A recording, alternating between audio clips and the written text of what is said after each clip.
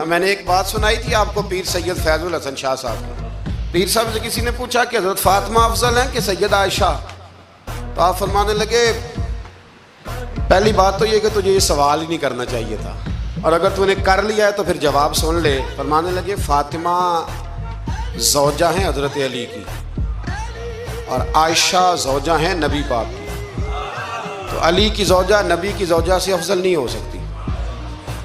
और फिर फरमाने लगे आयशा बेटी है अबू बकर सिद्दीक की और फातिमा बेटी है मुस्तफ़ा करीम की, तो अबू बकर की बेटी नबी की बेटी से अफजल नहीं हो सकते।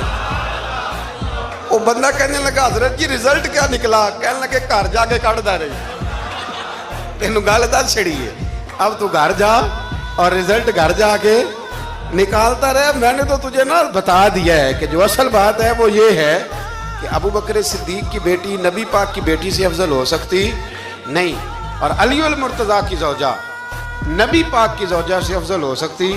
बाकी जा तू नतीजा घर जाके निकाल, नतीजा घर जाके निकाल। तो हमारे बुजुर्ग तो इस लेवल पे सोचते हैं।